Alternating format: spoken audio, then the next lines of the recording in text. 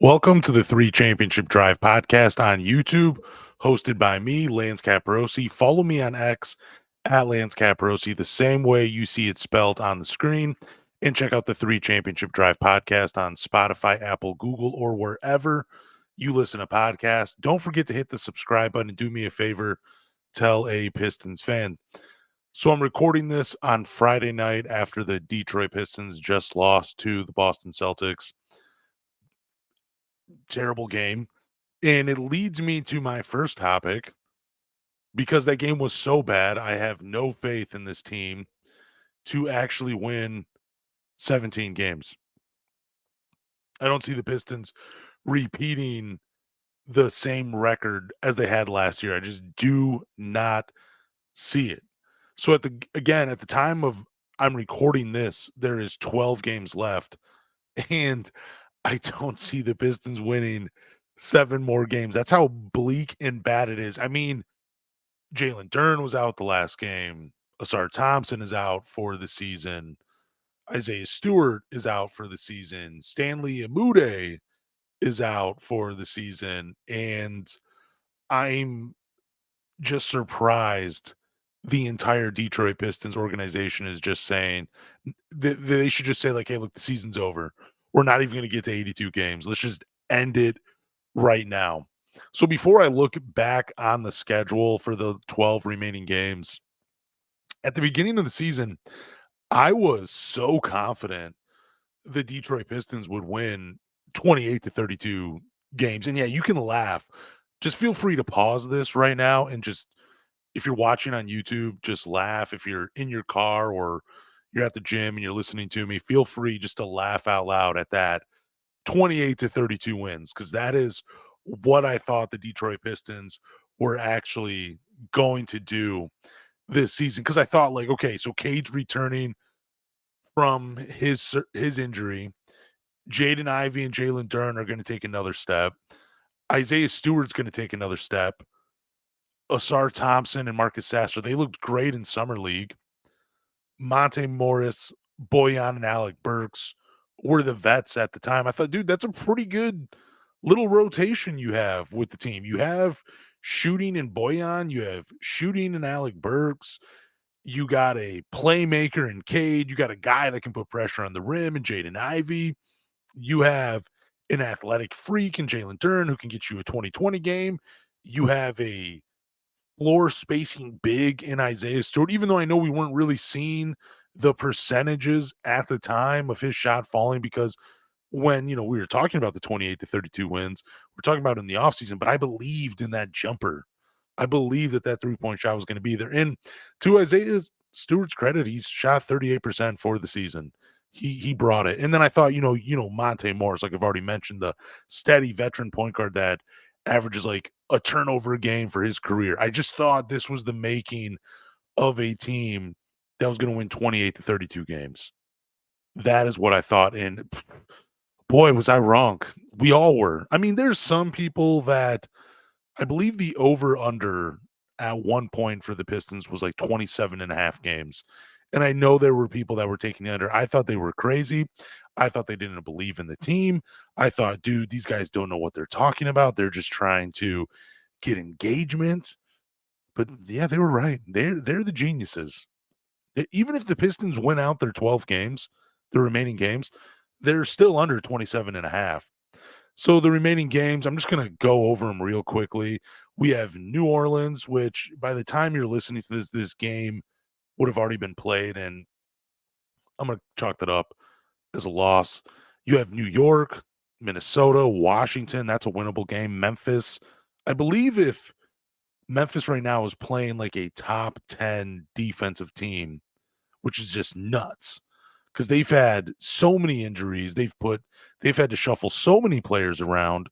Then there's Atlanta, even though they're without Trae Young, play Memphis again, Brooklyn, Philly, Chicago, Dallas, San Antonio.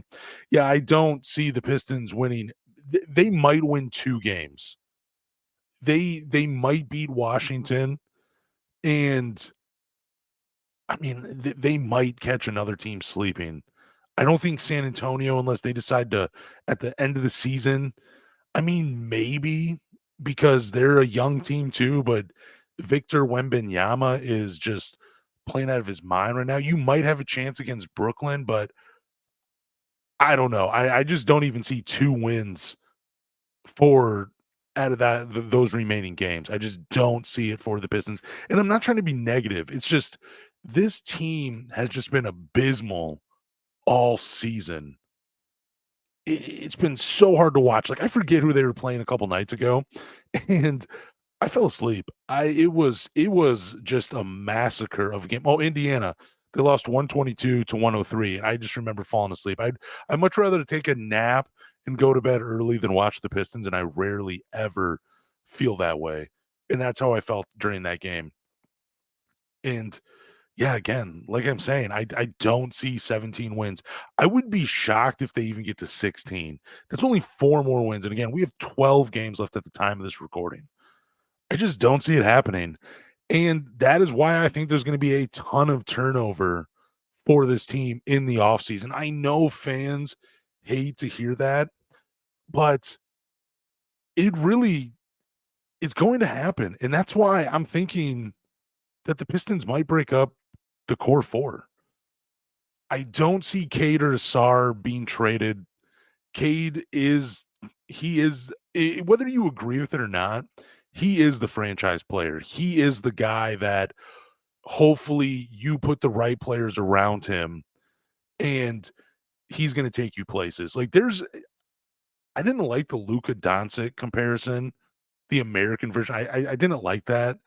But when you watch him play, there is like a real case you could if like everything works out, he could be a real offensive hub in that same breath of like a Luka Doncic and a James Harden. Now, I'm not saying like playing like an MVP. I don't believe that's in his cards, but I'm just saying where you can have him dictate and control the offense and you can have success with him doing that. That is what I am getting at. And you can see that there's a real path to that happening. That's why you're not trading Cade. Yeah, I know some people complain about the turnovers or they complain about him not being a strong finisher around the rim. The turnovers, like I believe he's 3rd right now in turnovers for guys that have a usage of 30% or more. Like, the turnovers are gonna be there for Cade Cunningham. They're there for Luka, they're there for Trae Young, they were there for James Harden. It's going to happen, like, when you have the ball so much, and as long as he's averaging less than 4, I'm perfectly fine with that. Like, he's going to have turnovers, that there's no doubt. I just want him to clean up some of the sloppy passing, and I do think he will get there with more experience. Now, the reason I'm not trading Asar Thompson is he's pretty good defensively, and that is something you want. Like, you can see a real two-way path for him. I know people complain about his jump shot, but he was hitting more threes before he got hurt. Now, not at like in a high rate, but you could see the work being put into his jump shot, and there was confidence there, and he was taking them and he was making a few of them. But that defense, like that is something you want that is potentially elite. You could see him playing multiple positions. That two-way stuff that I just mentioned, like that could be there for him. Like Asar just seems like a winning basketball player. Like you put him in the right role, you're going to win games with Asar Thompson. Now that leads me with Jaden Ivey and Jalen Duren. I'm going to talk about them just briefly. Now, Jaden Ivey, I know some people that have listened to this podcast or have listened to me on other ones, they think I'm a Jaden Ivey hater. I'm not a Jaden Ivey hater. Like, I don't dislike Jaden Ivey. I try to be subjective. I'm not trying to be a happy go lucky Detroit Pistons fan. I think that's kind of boring when you're doing this. Like, I don't want to pretend like everything is perfectly fine with this team. I want to be subjective. I want to talk about them in a different way. When it comes to Jaden Ivey, he's just not consistent enough of a shooter to pair with Cade. Again, I know people hate that. I know that there's a group of fans that believe he is going to be a multiple time All Star. I don't see that with Jaden Ivey. I don't see him as the next John Morant. I really don't. There was a comparison where someone was saying, like, he's a more athletic version of Deion Waiters, which cracked me up a little bit. And again, people are gonna hate to hear it, but, like, yeah, dude, I mean, Deion Waiters wasn't a terrible basketball player. He wasn't great by any means. He was a little bit of a shot chucker, but dude, that's fine. Like, he got paid a little bit when he was in the NBA. I don't think Jaden Ivey really is Deion Waiters, but, like, I get where they're coming from in that they're a little inconsistent. They are very confident, but they're just not they're more of a I don't even wanna call Jaden Ivey a chucker, but it's I get the comparison, and I think that's probably a closer comparison than comparing him to John Morant.